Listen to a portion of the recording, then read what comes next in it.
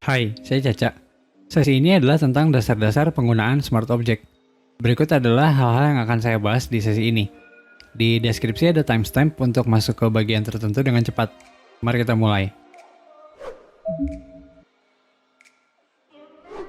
Smart Object itu adalah salah satu jenis layer yang ada di Photoshop.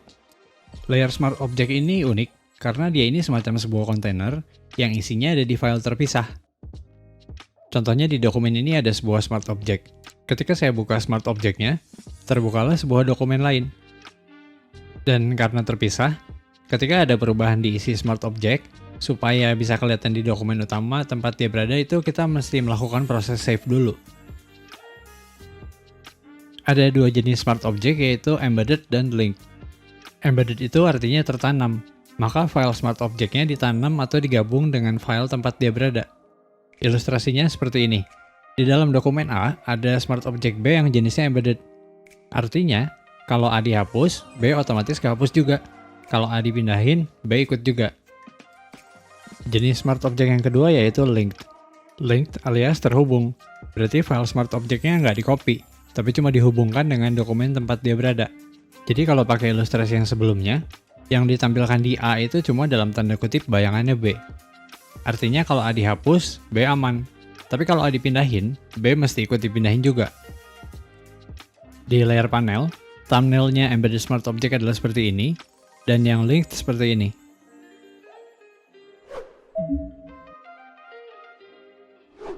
Sekarang tentang kelebihan dan kekurangannya Smart Object. Kelebihan yang pertama adalah ketika berurusan dengan transform, alias perubahan dimensi. Di layar raster, salah satu tindakan yang tidak dianjurkan adalah melakukan transform alias mengubah dimensinya. Apalagi kalau transformnya itu berulang-ulang dan dengan perubahan yang cukup ekstrim. Di sini ada foto yang sama di dua jenis layer berbeda. Yang atas adalah layer raster dan yang bawah adalah Smart Object. Untuk ilustrasi, saya lakukan transform berulang-ulang dengan cukup ekstrim. Bisa kita lihat ya, yang layer raster itu pecah jadinya. Sementara si Smart Object ini kebal sama transform. Ditambah lagi, ketika kita melakukan transform ke Smart Object, Photoshop itu merekam perubahannya. Contohnya saya perbesar jadi 150%, lalu saya lakukan distort. Ketika masuk lagi ke mode transform, perbesarannya masih di 150% dan transform kontrolnya masih ada di posisi distort. Ini nggak terjadi ya kalau kita pakai jenis layer yang lain. Kelebihan yang kedua adalah Smart Filter. Filter dan adjustment yang dikasih ke Smart Object ini jadinya Smart Filter. Nggak kayak filter yang diterapkan di layer raster, Smart Filter ini istilahnya re-editable, yaitu bisa diedit berulang kali. Selain itu, masing-masing filter di dalam Smart Filter ini bisa diatur opacity dan blending mode-nya. Kelebihan yang ketiga adalah ketika lagi berurusan sama file vektor. File AI, yaitu dari Adobe Illustrator yang ditaruh sebagai Smart Object itu kalau dibuka secara otomatis akan buka Adobe Illustrator. Ini tentu berguna ya buat yang senang bikin gambar pakai Illustrator, karena kalau mau ngoprek bahannya masih bisa. Kelebihan yang keempat ini berhubungan sama editing foto. Untuk editing foto tentu akan lebih enak kalau kita bisa pakai format RAW, alias file RAW dari kamera. Dengan buka file RAW sebagai Smart Object, ketika kita lakukan edit content, maka terbukalah Adobe Camera RAW. Nah, untuk keperluan editing foto, saya bisa bilang Adobe Camera RAW ini adalah salah satu bagian paling kece dari Photoshop. Karena hampir semua kebutuhan dasar untuk koreksi gambar ada di dalam satu fitur. Tentang Adobe Camera RAW ini saya bahas secara khusus di bagian ke-8. Kelebihan yang kelima adalah kita bisa menggunakan Smart Object sebagai instances. Nah, yang saya maksud dengan instances yaitu beberapa duplikat dari satu bahan. Mengubah bahannya secara otomatis mengubah duplikatnya juga. Ini kepake banget ya kalau lagi bikin pattern seperti ini misalnya. Kelebihan yang keenam ini mirip sama instances, istilahnya placeholder. Yang saya maksud di sini adalah kita bisa memanfaatkan linked Smart Object sebagai placeholder. Contohnya seperti ini. Ada satu linked Smart Object di 3 artboard berbeda. Cara ini biasanya dipakai misal ketika sebuah tim ngerjain desain yang asetnya ada di file terpisah. Contohnya aset di sini adalah sebuah foto ya. Dengan cara seperti ini, yang ngerjain layout dan yang ngerjain editing fotonya ini bisa jalan barengan. Ketika editing fotonya udah selesai ya cukup save aja. Yang layout bisa update konten untuk lihat hasilnya di file layout. Kelebihan yang ketujuh ini relatif simple, yaitu nama file sama dengan nama layer Smart Object. Ketika kita lagi lakukan drag and drop file ke dokumen seperti ini kan secara default jadi Smart Object ya. Kelihatan ya, nama file sama dengan nama layernya. Ini nih hal kecil ya, tapi akan kerasa sangat membantu ketika lagi berurusan sama banyak layer. Sekarang tentang kekurangannya Smart Object. Yang pertama adalah pixel altering nggak berlaku. Karena Smart Object ini bukan layer raster, kita nggak bisa memodifikasi pixelnya secara langsung, semisal menggambar dengan brush tool, atau melakukan clone stamp di layernya. Untuk bisa melakukan kedua hal tadi, kita mesti masuk dulu ke Smart Object-nya alias Edit Contents. Atau ya duplikat dulu, lalu hasil duplikatnya dibikin jadi layer raster biasa, alias rasterize layer. Kekurangan yang kedua adalah di ukuran file. Ketika masukin sebuah foto ke dalam dokumen sebagai embedded Smart Object, ukuran dokumennya itu pasti lebih besar ketimbang kalau masukin foto sebagai layer raster biasa. Contohnya di sini adalah sebuah file yang punya embedded Smart Object. Saya namain file dengan Smart Object. Lalu Smart Object-nya ini saya rasterize, dan saya save as dokumennya. Saya namain file dengan layer raster. Sekarang kalau saya buka filenya di Explorer, kita bisa lihat ukurannya. File dengan layer raster ini sekitar 5 MB, dan file dengan Smart Object sekitar 8 MB. Kekurangan yang ketiga adalah berhubungan dengan file asset, yaitu ketika pakai linked Smart Object. Kalau file utamanya dipindahin, file asset yaitu yang terhubung atau linked ke Smart Object-nya mesti dipindahin juga. Kalau nggak dipindahin, maka yang terjadi adalah istilahnya broken atau missing link. Nah, untuk urusan mindah-mindahin file ini, ada sebuah fitur namanya package yang nanti akan saya bahas. Untuk membuat Smart Object itu ada 3 cara. Pertama dengan membuka file sebagai Smart Object, kedua dengan perintah place atau menempatkan file sebagai Smart Object di dokumen yang udah ada, dan ketiga dengan mengubah layer terpilih di layar panel jadi Smart Object. Untuk buka file sebagai Smart Object ini perintahnya bisa ditemukan di menu bar file, lalu yang ini, Open as Smart Object. Contohnya saya pilih foto yang ini lalu klik open deh. Bisa dilihat di layar panel ada sebuah layer Smart Object. Alternatifnya adalah ketika buka file RAW. Secara default kan muncul jendela Adobe Camera Raw seperti ini ya. Ketika di keyboard saya tekan dan tahan tombol Shift, tombol Open Image-nya ini berubah jadi Open Object. Saya klik dan seperti tadi, ada sebuah layer Smart Object berisi fotonya. Nah yang unik dari cara ini adalah ketika saya masuk ke konten Smart Object-nya dengan double klik thumbnail-nya, yang terbuka ini adalah Adobe Camera Raw. Seperti yang pernah saya bilang di awal, Adobe Camera Raw ini sangat berguna karena hampir semua kebutuhan dasar untuk koreksi gambar itu ada di dalam satu fitur. Oh ya, dengan cara Open as Smart Object ini, jenis Smart Object-nya adalah embedded ya. Selanjutnya dengan menempatkan file sebagai Smart Object. Untuk melakukan ini ada 2 cara. Pertama adalah dengan perintah place yang bisa ditemukan di menu bar file, yaitu yang ini, place embedded dan place linked. Cara kedua adalah dengan melakukan drag and drop dari Windows Explorer ke Photoshop, yaitu ke dokumen yang sedang terbuka. Saya tunjukkan dulu yang place embedded. Jadi klik di menu bar file dan pilih place embedded. Saya pilih sebuah foto lalu klik place. Secara default akan muncul ini ya, transform control ketika kita melakukan place. Saya ubah sedikit dimensinya dan tekan tombol Ctrl dan Enter di keyboard untuk melakukan commit. Jadilah sebuah Smart Object. Alternatifnya adalah dengan melakukan drag and drop dari Windows Explorer. Jadi saya pilih dulu filenya di Explorer, lalu klik dan geser ke jendela dokumen di Photoshop. Nah untuk melakukan place ini, filenya harus dilepaskan di dalam area kerja ya, yaitu ketika muncul garis putih di sekeliling area kerja seperti ini. Karena kalau dilepaskannya di luar, contohnya sekarang saya lepaskan di area options bar, ya jadinya seperti buka dokumen biasa. Sekarang kalau saya lepaskannya di area kerja, dan seperti tadi muncul transform control ya. Saya perkecil sedikit dimensinya dan klik icon commit di options bar. Jadilah sebuah Smart Object.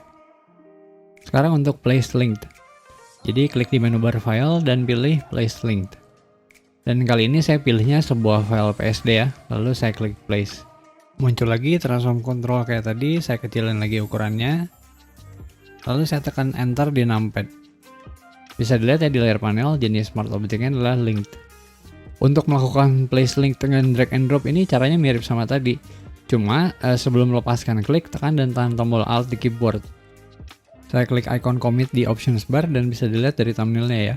Smart Object ini jenisnya linked. Seperti yang pernah saya singgung di awal, ada keunggulan kecil ya ketika kita pakai Smart Object, yaitu soal nama layernya. Dari semua cara yang saya tunjukin tadi, nama layernya itu sama dengan nama file. Jadi nggak perlu repot-repot menamai layernya lagi. Oh ya, perilaku place sebagai smart object dan munculnya transform control ketika kita melakukan place itu adalah default ya.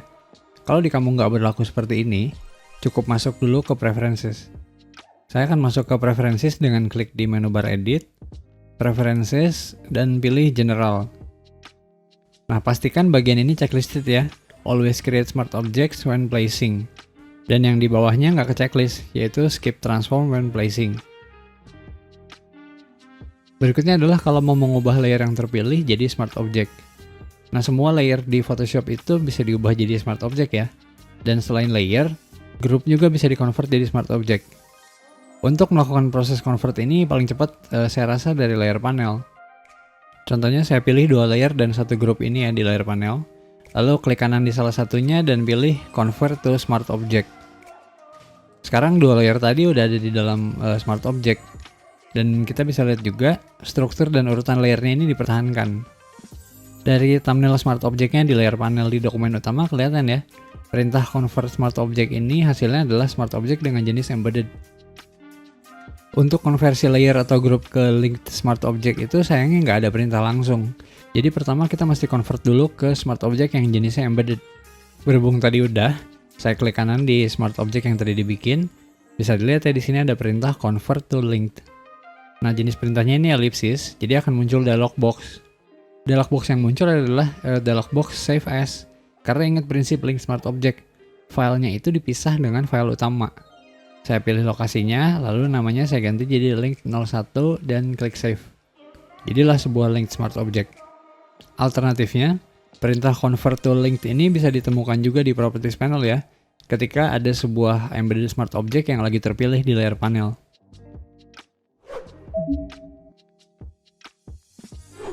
Proses duplikat smart object ini ada 2 jenis ya, dilihat dari perilaku duplikatnya. Jenis pertama adalah yang duplikatnya itu terhubung dengan bahannya. Jadi kalau bahannya diubah, duplikatnya berubah juga. Di penjelasan awal, saya pakai istilah instances untuk jenis duplikat yang ini. Nah, untuk menduplikat jadi instances itu caranya sama aja kayak duplikat layer biasa. Yang saya rasa paling cepat ada 2 cara. Pertama adalah dengan shortcut untuk perintah layer via copy. Jadi pilih smart object-nya di layar panel, lalu tekan kombinasi Ctrl dan J di keyboard. Kedua, kalau dilakukannya dari kanvas. Jadi pastikan dulu smart object yang terpilih di layar panel, lalu aktifkan Move Tool dengan tekan V di keyboard. Sekarang saya tekan dan tahan tombol Alt di keyboard, lalu klik dan geser deh objeknya di kanvas. Sekarang kalau saya masuk ke salah satu smart object-nya, nggak masalah mau yang bahannya ataupun yang hasil duplikatnya sama aja. Lalu saya bikin perubahan.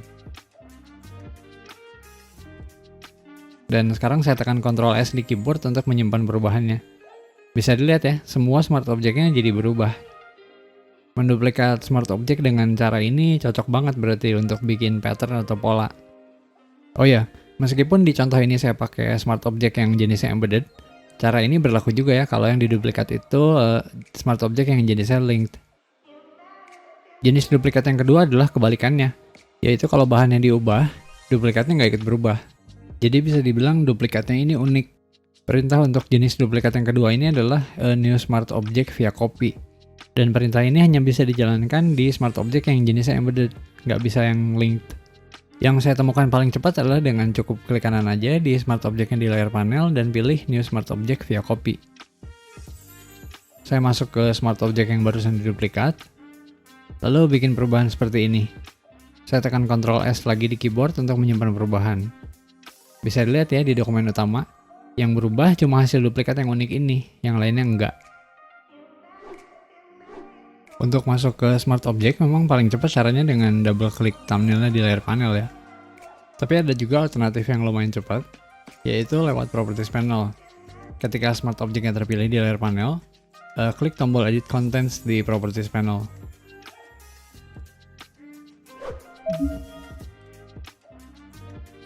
Berikutnya adalah untuk mengubah bentuk embedded smart object jadi link dan sebaliknya. Mengubah linked smart object jadi embedded ini sangat mudah. Yang saya temukan paling cepat itu ada dua cara. Pertama, dengan klik kanan aja di smart object-nya di layar panel dan pilih embed linked. Segampang itu. Cara kedua adalah dengan pilih smart object-nya di layar panel dan cukup klik tombol embed linked di properties panel. Kalau di dalam dokumen ada lebih dari satu linked smart object dan semuanya pengen dibikin jadi embed, nggak perlu pilih satu-satu. Cukup klik aja di menu bar layer, lalu smart objects, dan klik embed all linked. Berubah deh semua link smart object jadi embedded. Untuk mengubah embedded jadi linked, prosesnya nggak secepat yang sebaliknya ya, tapi ya masih relatif mudah sih.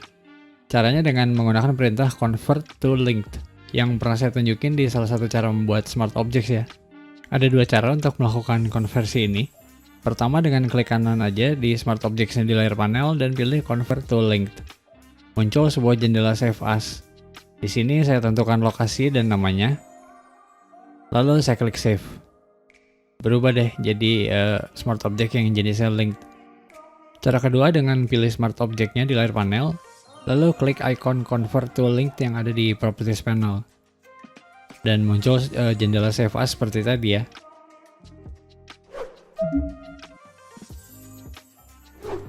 Kita bisa mengganti isi smart object dengan cepat tanpa harus masuk dulu ke mode edit, yaitu dengan menggunakan perintah replace contents.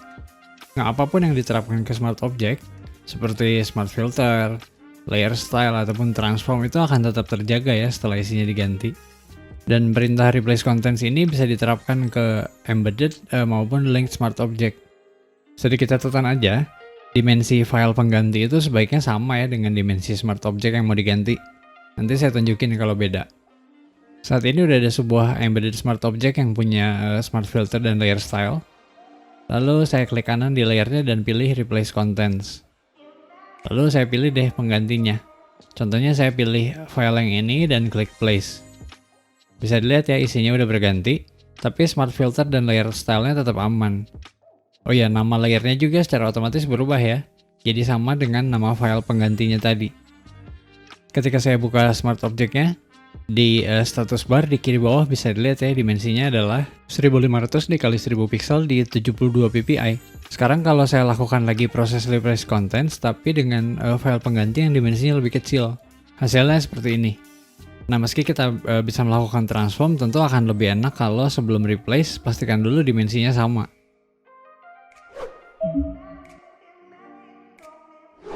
Perintah relink to file ini cara kerjanya mirip banget sama replace content, tapi hasil smart object-nya itu pasti jadi smart object yang jenisnya linked. Di contoh ini saya menggunakan smart object sebagai placeholder ya, sebagaimana yang pernah saya singgung di awal. Ketiga smart objects di masing-masing artboard ini adalah instances. Lalu ceritanya saya dapat file progress dari editor foto dan pengen lihat ketika dimasukin ke layout itu jadinya kayak apa. Saya klik kanan di salah satu smart object-nya dan pilih relink to file. Lalu saya pilih deh file PSD progress fotonya dan klik place. Bisa dilihat ke-update secara otomatis ya layoutnya. Dan kalau kita lihat di nama layernya pun otomatis berubah jadi sama dengan nama file yang terhubung. Nah, di cara kerja seperti ini, misal editor fotonya mau melakukan lagi beberapa perubahan. Dia berarti cukup buka file PSD progress fotonya dan edit-edit lalu save deh. Ketika saya buka lagi file layout, bisa dilihat di smart objects ada tanda seru di segitiga kuning. Smart object ini disebutnya out of sync alias belum ke-update. Cukup klik kanan aja di smart object-nya dan klik update modified content. Kalau di dalam dokumen ada lebih dari satu smart object yang out of sync, pilih perintah yang di bawahnya ya, yaitu yang update all modified content. Sekarang perubahannya udah bisa dilihat di dokumen ini.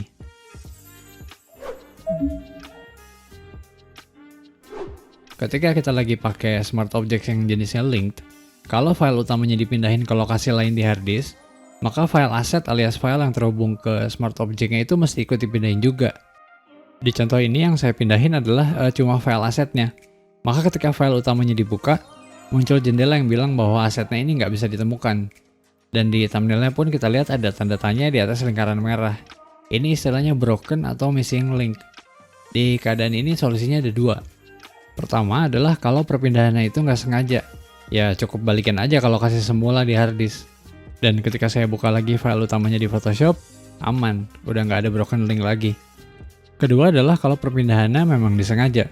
Maka yang perlu dilakukan adalah menghubungkan ulang alias relinking. Nah, perintah relink ini yang sebelumnya saya tunjukin ya.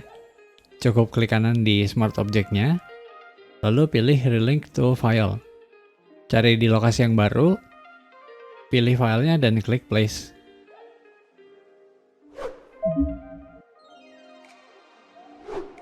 Sebagaimana pernah saya singgung di awal, salah satu keunggulan pakai Smart Object adalah Smart Filter. Smart Filter ini keunggulan utamanya adalah re-editable. Maksudnya bisa diedit berulang kali, nggak kayak filter yang diterapkan ke layer raster ya. Dan selain ngasih filter, kita juga bisa ngasih image adjustments. Jadi untuk ngasih Smart Filter, cukup pilih dulu Smart Object-nya di layar panel. Lalu misal saya mau kasih Gaussian Blur. Jadi muncul Smart Filter seperti ini ya di bawah Smart Object-nya di layar panel. Nah, ketika tulisan Gaussian Blur-nya saya double klik, masuk lagi deh ke jendela Gaussian Blur. Dan saya bisa mengubah nilainya. Inilah yang saya maksud tadi dengan re-editable. Lalu di sebelah tulisan Gaussian Blur ini ada juga tombol untuk masuk ke pengaturan opacity dan blending mode dari filternya, yaitu filter Gaussian Blur. Untuk masuk bisa dengan double klik aja di ikonnya. Bisa juga dengan klik kanan dan pilih Edit Smart Filter Blending Options. Di sini saya ganti blending mode-nya jadi soft light, lalu opacity-nya saya turunin dikit, dan saya klik OK. Selanjutnya saya mau nambahin image adjustment. Nah, meskipun lebih dianjurkan untuk pakai layer adjustment, kali ini saya milih untuk enggak, karena saya mau nambahin satu adjustment yang nggak ada di layer adjustment, yaitu shadow atau highlight. Jadi saya klik di menu bar image, lalu klik adjustments, dan pilih shadow highlight. Saya atur-atur sedikit nilainya dan klik OK. Bisa dilihat ya, sekarang di atasnya Gaussian Blur udah ada shadow highlight. Artinya, filter atau adjustment di urutan paling atas adalah yang lebih baru. Nah, urutan filter ini sangat mungkin mempengaruhi tampilan. Contohnya saya tukar supaya yang Gaussian Blur jadi di atasnya shadow highlight. Untuk nuker ini cukup lakukan klik dan drag seperti ini ya. Kelihatan nggak bedanya? Saya undo biar lebih kelihatan perbedaannya. Seperti halnya layer, di samping masing-masing filter dan adjustment juga ada ikon mata, yaitu yang gunanya untuk mengatur visibility, dan tentu bisa dimatiin atau dinyalain. Ini tentu berguna ya untuk membandingkan tampilan dengan atau tanpa filter. Kalau ikon mata yang di samping Smart Filter adalah yang ngatur visibility keseluruhan filter di bawahnya. Ada juga layer mask. Misalnya saya brush bagian luar talent supaya yang kena filter itu utamanya adalah bagian wajah talent. Bagian luarnya saya bikin lebih gelap layer masknya. Kalau nggak serak dengan salah satu filter atau adjustment, untuk menghapus bisa dengan drag aja filter atau adjustmentnya ke icon tong sampah di bagian bawah layar panel. Atau bisa juga dengan klik kanan di filter atau adjustmentnya dan pilih delete filter. Tapi kalau yang mau dihapus adalah keseluruhan Smart Filter, bisa klik kanan di tulisan Smart Filters lalu pilih Clear Smart Filters. Bisa juga dengan drag aja tulisan Smart Filters-nya ke icon tong sampah di bagian bawah layar panel. Jadi seperti itulah dasar penggunaan Smart Filters. Nah, lebih jauhnya tentang adjustments itu akan saya bahas di bagian ketiga, dan tentang filters di bagian ke-6.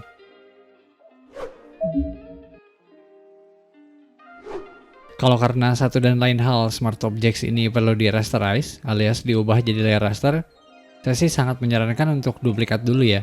Baru yang di-rasterize itu duplikatnya. Jadi pertama saya duplikat, lalu saya klik kanan di duplikatnya dan klik rasterize layer. Nah, kalau ada Smart Filters, maka secara otomatis akan diaplikasikan berdasarkan layer mask-nya.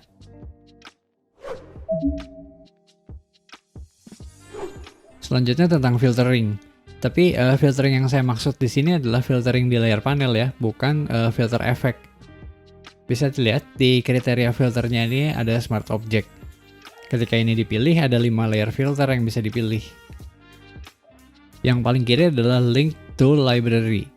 Nah, karena di dokumen ini nggak ada Smart Object yang terhubung ke library, maka ketika filternya dipilih, nggak ada layer yang ditampilkan.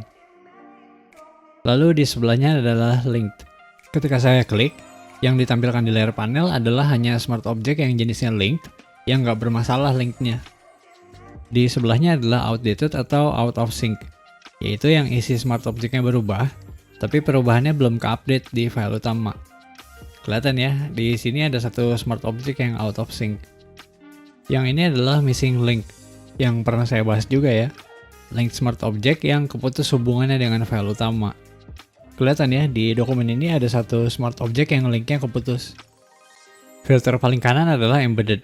Saya klik filternya dan yang ditampilkan di layar panel hanya smart object berjenis embedded. Filtering ini bisa lebih dari satu ya. Contohnya saya mau tampilin yang link dan embedded seperti ini. Untuk matiin sementara filtering, cukup klik aja di saklar merah ini. Dan untuk keluar dari filtering smart object, cukup pilih kriteria filter yang paling atas yaitu kind.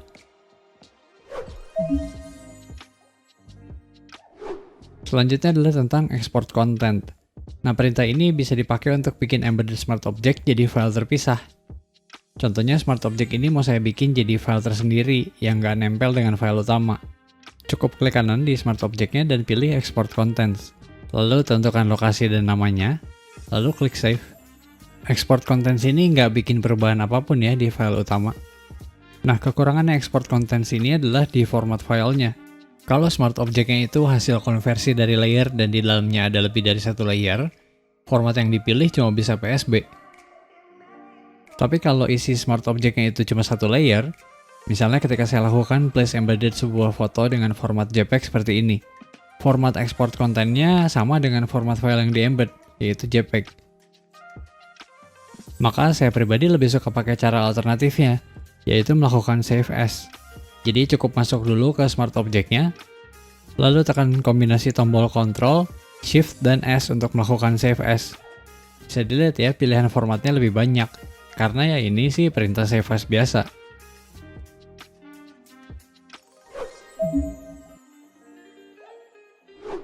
Yang terakhir adalah perintah package. Perintah ini sangat kepake ketika kita mau kirim-kirim file yang di dalamnya ada smart object berjenis link. Contohnya di dokumen ini ada dua link smart objects. Lalu saya tekan Ctrl S dulu untuk menyimpan perubahan. Kemudian saya klik menu bar file dan pilih package. Lalu saya tentukan lokasinya, dan biar lebih aman saya bikin folder baru dulu, yaitu namanya package 01. Lalu saya klik OK. Sekarang saya buka Windows Explorer dan masuk ke lokasi folder yang tadi saya buat.